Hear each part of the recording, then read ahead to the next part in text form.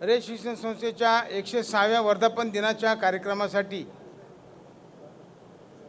प्रमुख पाहुणे म्हणून ग्रामीण कवी प्राध्यापक इंद्रजित भालेराव या आनंद सोहळ्याचे अध्यक्ष म्हणून आपल्याला लाभलेले आहेत।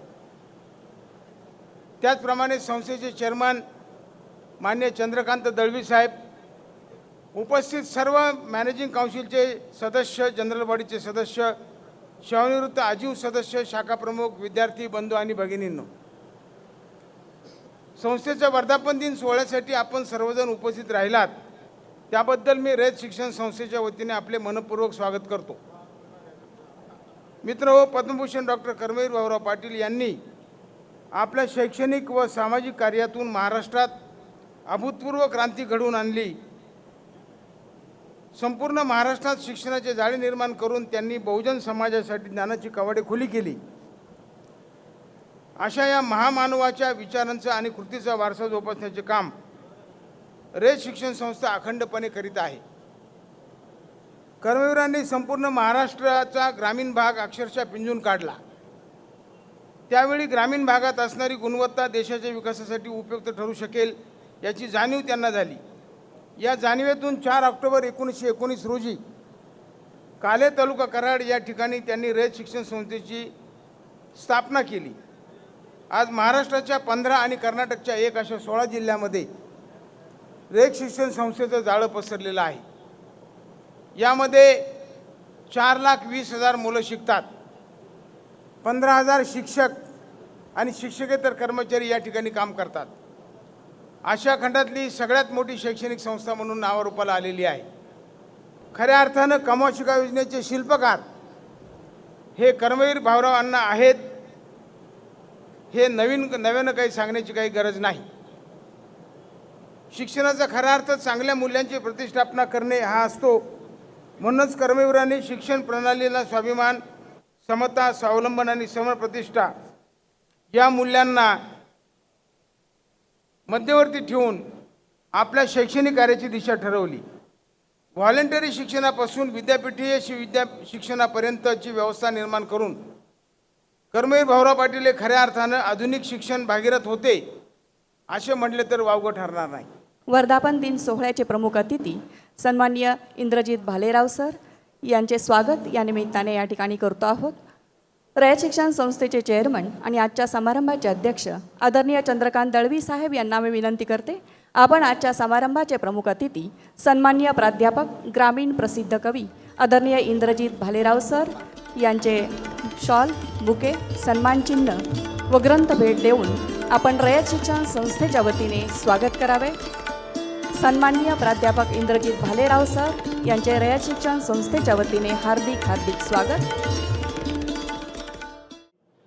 जनरल बॉडीचे सदस्य, लाईफ वर्कर्स, लाईफ मेंबर्स आणि बंधू आणि भगिनींनो, आज अभिमानाची बाब आहे की रयत शिक्षण संस्थेनं शतकोत्तर 106वं वर्ष आपण पूर्ण केलं आणि 107व्या वर्षामध्ये आपण पदार्पण करतो आहोत। 1919 मध्ये काले इथं रयत शिक्षण संस्थेची स्थापना अण्णा आणि तत्कालीन सत्यशोधक समाजाचे प्रमुख कार्यकर्ते यांनी केली आणि तिथूनच जवळपास 5 वर्ष कार्यक्रम रयत शिक्षण संस्थेचं कामकाज काल्यामधून चाललं।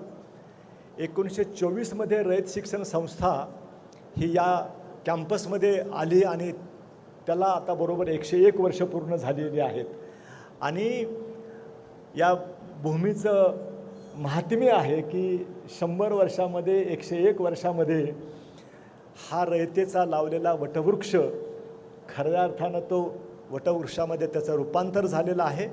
या निमित्तानं आपणा सर्वांनाच या रयत शिक्षण संस्थेच्या वर्धापन दिनाच्या निमित्तानं मी मनापासून आपल्याला अभिनंदन करतो, शुभेच्छा देतो। फार मोठ्या जणांचं योगदान संस्था इथपर्यंत येण्यामध्ये आहे आणि आता ज्यांच्या नावाने सत्कार आपण या ठिकाणी पुरस्कार दिले अनेक मान्यवरांना, त्याच्यामध्ये प्राध्यापक ND पाटील सर आहेत, शंकरराव कोले साहेब आहेत, गणपतराव देशमुख साहेब आहेत, प्रबोधनकार ठाकरे, डॉक्टर पतंगराव कदम। 2 मोठे उपक्रम, इंटरॅक्टिव्ह पॅनल बसवणं, आणखी आर्टिफिशियल इंटेलिजन्सचा आपल्या शिक्षणामध्ये समावेश करणं 5वीपासून ते ग्रॅज्युएशनपर्यंत हा मोठा पल्ला आपण एक्झॅक्टली एका वर्षाच्या आत हा जवळपास 75% 80% साध्य केलेला आहे. पण याच्यामध्ये पुढं जाऊन आणखी काही नवीन उपक्रम याच विषयाच्या जोडीनं आपण घेऊन येतो आहे. त्याचंच फक्त मी या ठिकाणी थोडक्यात उहापोह करणार आहे. आपण सेंटर ऑफ एक्सलन्स या ठिकाणी उभं केलं इंजिनिअरिंग कॉलेजमध्ये आणि तिथे एक डेटा सेंटर पण उभं केलेलं आहे. नेहमी अनिल पाटील साहेब आपण स्वतःचं डेटा सेंटर असायला पाहिजे. मला आठवतो गेल्या 5-7 वर्षामध्ये आपण अनेक वेळा ही भावना व्यक्त केली होती की रयत शिक्षण संस्थेचं स्वतःच्या मालकीचं डेटा सेंटर असायला पाहिजे. पण कुठल्याही गोष्टीला वेळ यावी लागते आणि म्हणून आज कर्मवीर भाऊराव पाटील इंजिनिअरिंग कॉलेजमध्ये रयत शिक्षण संस्थेचं स्वतःचं डेटा सेंटर आपण एस्टॅब्लिश केलेलं आहे. प्रत्येक शाखेला रयत शिक्षण संस्थेच्या 742 शाखेना ते आत्ता त्यांचा जो काही डेटा आहे, त्यांच्या वेबसाईटचा डेटा असेल, एखाद्या कार्यक्रमाचा डेटा असेल, एखाद्या ॲप डेव्हलप केला असेल त्याचा डेटा असेल, आपण हा सगळा डेटा सध्या प्रायव्हेट सर्व्हरवर कुठे ना कुठे रेंटलवर घेतलेला आहे. आता प्रत्येक शाखेसाठी युजरनेम आणि पासवर्ड दिले जाईल. तुमचे सगळे कार्यक्रम आता रयत शिक्षण संस्थेच्या मालकीच्या डेटा सेंटरमध्ये होस्ट केले जातील आणि त्याला इथून पुढे इथे एक डेटा सेंटर मॅनेजर असेल आणि तो आपल्या सगळ्यांना सेवा देत राहील. त्यामुळे तुम्हाला कुठलेही तुम्ही उपक्रम करायचे असतील तर तुम्हाला डेटा सेंटर आणि डेटा सेंटरच्या मॅनेजरचा सपोर्ट या ठिकाणी भविष्यामध्ये मिळेल हे या ठिकाणी सांगू इच्छितो. आपण जे काही आतापर्यंत सॉफ्टवेअर डेव्हलप केलेले आहेत, टॅली सॉफ्टवेअर गेलं, आपण त्याच्यामध्ये संपूर्ण अकाउंट सिस्टीम आणलेली आहे. कामाला खूप चांगल्या प्रकारचा आता वेग आलेला आहे.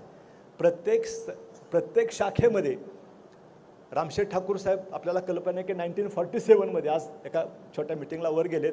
1947 म्हणजे छत्रपती कॉलेजची स्थापना झाली. तेव्हापासून जेवढ्या लोकांनी तिथे ॲडमिशन घेतलं, जे लोक सोडून गेले, जे ग्रॅज्युएट झाले, जे पासआउट झाले, ह्या सगळ्यांचा डेटाचं डिजिटायझेशनचं काम general register from 1947 to till today याचं जे डिजिटायझेशनचं काम आता मोठ्या प्रमाणावर सुरू झालेलं आहे. हे डिजिटायझेशनचं काम सुरू झालं की प्रत्येक शाखेमध्ये कुठल्या कुठल्या गावामधून किती लोक आले, कुठल्या कुठल्या कुटुंबातून किती लोक आले ह्याचा डेटा आपल्याला मिळेल आणि ह्या आपल्या विद्यार्थ्यांच्या मार्फत आपण त्या प्रत्येक माजी विद्यार्थ्यांच्या घरी जाऊन त्याला आपण त्या शाखेच्या माजी विद्यार्थी संघटनेचा सदस्य करून घेणार आहोत. मी आपल्याला ह्या ठिकाणी सांगू इच्छितो की आम्ही जो काही ऑब्झर्वेशन दिसतं आहे की आम्ही रयत सेवक शाखा प्रमुख हे आम्ही आमच्या रयत शिक्षण संस्थेचा ग्रामीण बाज आहे. आज आमचं 80% 90% कामकाज हे ग्रामीण भागामध्ये चालतं आहे, दुर्गम भागामध्ये चालतं आहे, मागासवर्गीयांसाठी चालतं आहे. या शाखाच मुळात निर्माण झाल्या गावकऱ्यांच्या सहभागामुळं, तिथल्या कार्यकर्त्यांच्यामुळं आणि अण्णांनी त्या सगळ्यांना प्रेरित केलं होतं. पण रयत शिक्षण संस्थेमध्ये आता एंट्रन्स टेस्ट 12वीच्या नंतर ज्या प्रवेश परीक्षा आहेत, JEE, नीट, MHCET, त्याचप्रमाणे अनेक प्रकारच्या परीक्षा, याच्यासाठी आता एक आपण रयत अकॅडमी सुरू करतो आहोत. ज्युनियर कॉलेजेसमध्ये 220 ज्युनियर कॉलेजेस आहेत, त्याच्यापैकी जवळपास 150च्या दरम्यान सायन्स कॉलेजेस आहेत. या सायन्सच्या ज्युनियर कॉलेजेसमध्ये रयत अकॅडमीचं काम सुरू झालेलं आहे. 100 शिक्षक फिजिक्स, केमिस्ट्री, मॅथ्स आणखी बायोलॉजीचे शिक्षक आयडेंटिफाय केले, त्यांचं प्रशिक्षण दिलं. प्रत्येक शाखानिहाय तज्ज्ञ शिक्षकांची निवड केली. चॅप्टर निहाय प्रत्येक वर्गातल्या सिलेबसमधल्या चॅप्टर निहाय स्पेशल आपण शिक्षक तयार केले आहेत. म्हणजे रयत शिक्षण संस्थेमधल्या सगळ्या शाखामध्ये कुणाला जर का एखाद्या चॅप्टरबद्दल बायोलॉजीमध्ये प्रश्न पडला तर त्या शिक्षकाला विद्यार्थ्यांनी आणि त्या शाखेतल्या लोकांनी पण त्यांना कॉन्टॅक्ट करावा, अशा प्रकारची व्यवस्था केलेली आहे. सुरुवात झालेली आहे. मला खात्री आहे की पुढच्या 1-2 वर्षामध्ये रयत अकॅडमी ही जी प्रवेश परीक्षेसाठी जे आपण जे काय प्रयत्न करतो आहे त्याच्यातून खूप मोठ्या प्रमाणात विद्यार्थी मेडिकल कॉलेजला, इंजिनिअरिंग कॉलेजला, आणखी आर्किटेक्ट कॉलेजला जातील आणि ते आपलं नाव भविष्यामध्ये उज्ज्वल करतील, अशा प्रकारचं मी अपेक्षा या ठिकाणी व्यक्त करतो आहे. कर्मवीरांचे चरित्र लेखक डॉक्टर अंजिलवेल मॅथ्यू यांनी सांगितलेले. यशवंतराव चव्हाण संयुक्त महाराष्ट्राचे पहिले मुख्यमंत्री झाले, त्याच दरम्यान ते रयत शिक्षण संस्थेचे अध्यक्षही झाले. या राज्याचं मुख्यमंत्रीपण आणि रयतचं अध्यक्षपद या दोन्हीची तुलना नकळतपणे यशवंतरावांच्या मनात आली आणि त्यांनी सांगितलं, महाराष्ट्राचा मुख्यमंत्री झालो यापेक्षा रयतचा अध्यक्ष झालो याचा आनंद मला जास्त आहे. मला वाटतं रयतचं मोठेपण सांगण्यासाठी आणखी काही उदाहरण द्यायची गरज नाही, पण तरीही अंजिलवेल मॅथ्यू यांनी जे कर्मवीरांचं चरित्र लिहिलं आहे, जे तुम्ही प्रकाशित केलेलं आहे रयत शिक्षण संस्थेनं, त्या लेखकाचं एक मत आहे आणि तेही फार महत्त्वाचं आहे. ते आपण ऐकलं पाहिजे. त्यांनी ते ख्रिश्चन असल्यामुळं त्यांनी केलेल्या एका विधानाला फार महत्त्व आहे. मॅथ्यू असं म्हणतात की सामाजिक सेवा कार्यासाठी ख्रिस्ती मिशन, ख्रिस्ती धर्मपीठे जगभर प्रसिद्ध आहेत. सामाजिक सेवा कार्यासाठी ख्रिस्ती मिशन आणि ख्रिस्ती धर्मपीठे जगभर प्रसिद्ध आहेत, परंतु माझ्या माहितीप्रमाणे कोणत्याही ख्रिस्ती पुरुषाने वा स्त्रीने जे कार्य कधीही केलेले नाही ते कार्य कर्मवीरांनी करून दाखवलेले आहे. म्हणजे एक महाराष्ट्राचा मुख्यमंत्री पदाच्या परिप्रेक्षामध्ये रयत किती महत्त्वाची आहे ते सांगतोय, आणि दुसरा एक इंग्रजी लेखक जागतिक परिप्रेक्षामध्ये कर्मवीर आणि रयत शिक्षण संस्था किती मोठी आहे ते सांगतोय. ही दोन उदाहरणं मुद्दाम सुरुवातीला मी सांगितली. स्थापनेपासून आतापर्यंत 106 वर्ष शिक्षणाला धर्म मानणारी आणि शिक्षणाचा बाजार न होऊ देणारी ही महाराष्ट्रातली एकमेव शिक्षण संस्था आहे. 3 वर्षापूर्वी हे जगजाहीर झालं, तसं आम्हाला ते आधीच माहीत होतं. पवित्र पोर्टल मार्फत 5 शिक्षक संस्थेकडे पाठवून 1 निवडायला सांगून पवित्र पोर्टलनेही शिक्षणाचा बाजार करण्याची अपवित्र संधी उपलब्ध करून दिली. तेव्हा आपले पावित्र्य राखत महाराष्ट्रातून एकमेव शिक्षण संस्था पुढे आली, जिनं सांगितलं मेरिटनुसार आम्हाला शिक्षक पाठवावेत, 5 पैकी 1 निवडण्यात आम्हाला कोणताही रस नाही. तेव्हा आमच्यासारख्या रयत शिक्षण संस्थेपासून दूरस्थ असणाऱ्या माणसांना या संस्थेविषयी आपण जे ऐकतो ते खरं आहे, ही ती बातमी तेव्हा लोकसत्तेनं ठळकपणे महाराष्ट्र टाइम्समध्ये छापली होती संपूर्ण महाराष्ट्रामध्ये, की एकमेव शिक्षण संस्था पुढं आली जिनं सांगितलं की आम्हाला 5 नको, मेरिटनुसार 1च शिक्षक पाठवा. स्थापनेनंतर शतक ओलांडलं तरी अजूनही संस्था चालकांच्या मूळ उद्देशानुसार चालणारी सध्या तरी महाराष्ट्रातली ही एक अपवादात्मक संस्था म्हणावी लागेल. कर्मवीर ज्यांना गुरु मानत त्या दिवाण बहादूर अण्णासाहेब लठ्ठे यांच्या नावाने सांगलीत सुरू झालेल्या लठ्ठे एज्युकेशन सोसायटीनेही याच वर्षी अमृत महोत्सवी वर्ष गाठलेलं आहे, आणि त्यांच्या अमृत महोत्सवी वर्षाला देखील पाहुणा म्हणून 2 महिन्यापूर्वीच मी जाऊन आलेलो आहे. नुकते त्यांच्या संस्थेच्या अमृत महोत्सवी कार्यक्रमाला मी जाऊन आलो. रयत शिक्षण संस्थेचा आदर्श आणि अण्णासाहेब लठ्ठे यांची ध्येय धोरणे समोर ठेवून भाऊरावांनी ते आदर्श दुरुस्त करून घेतले.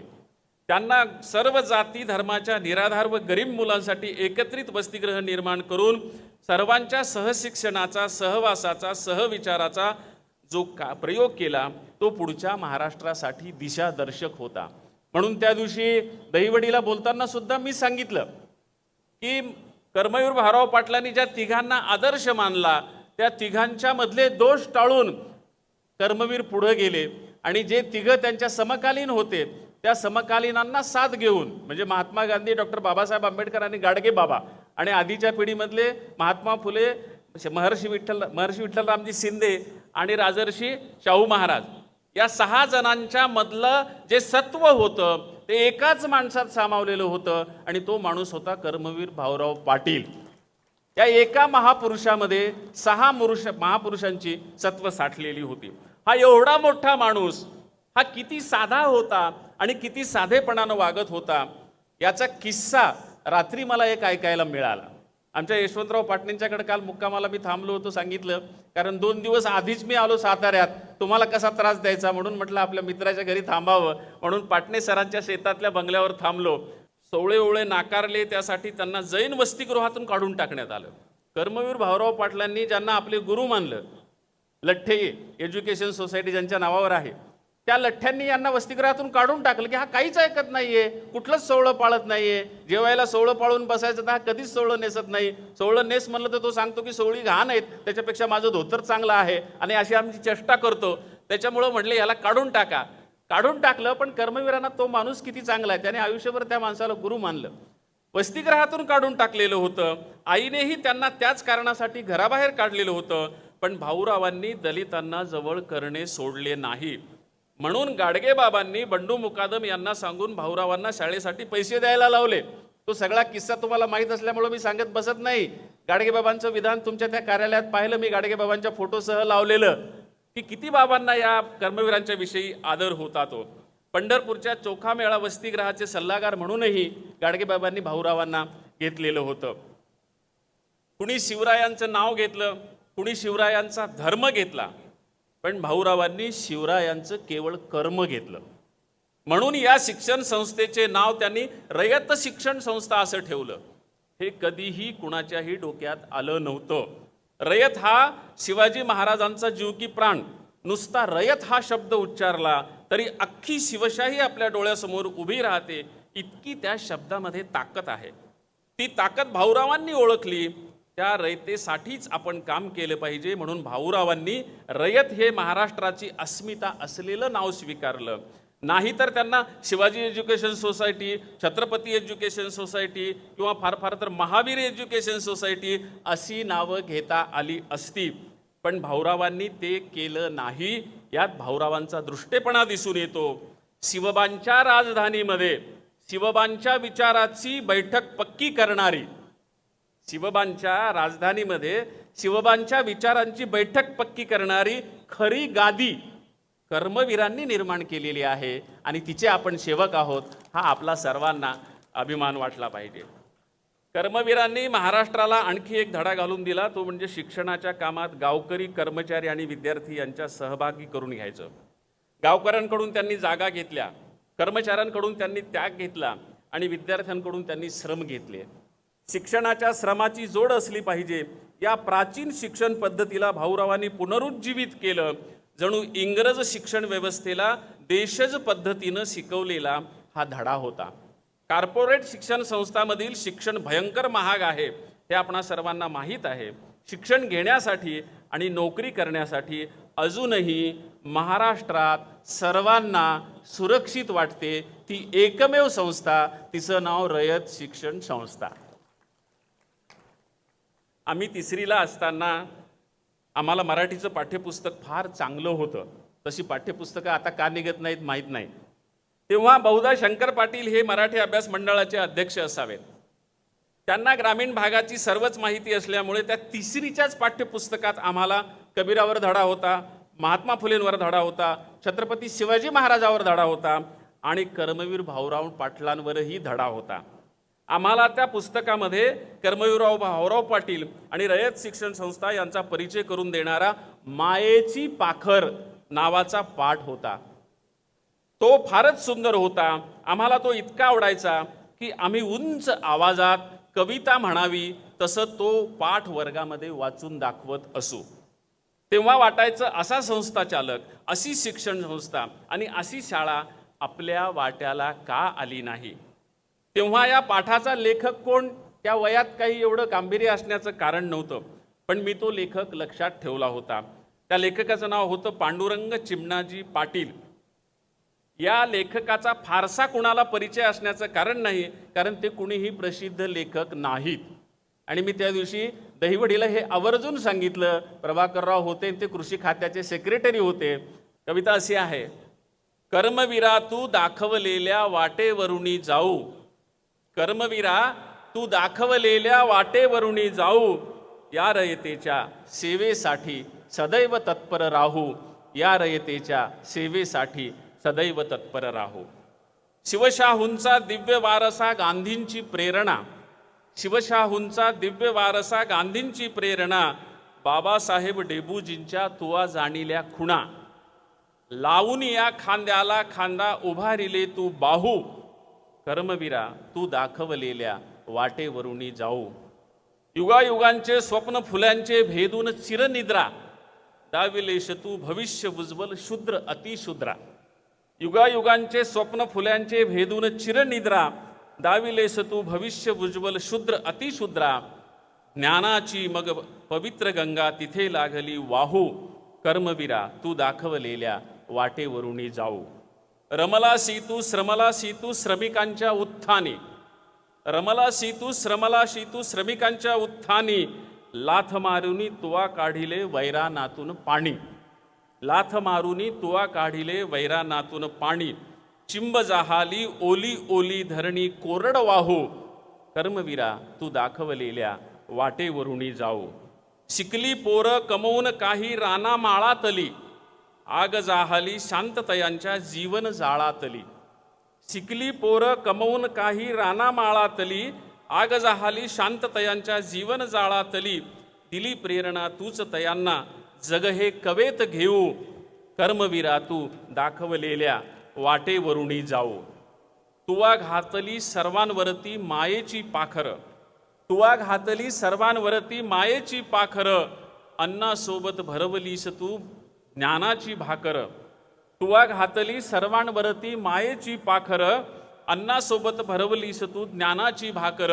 म्हणालास तू या सगळ्यांना एकीचे गीत गाऊ, कर्मवीरा तू दाखवलेल्या वाटेवरुनी जाऊ. कर्मवीरा तू दाखवलेल्या वाटेवरुनी जाऊ. कर्मवीरा तू दाखवलेल्या वाटेवरुनी जाऊ.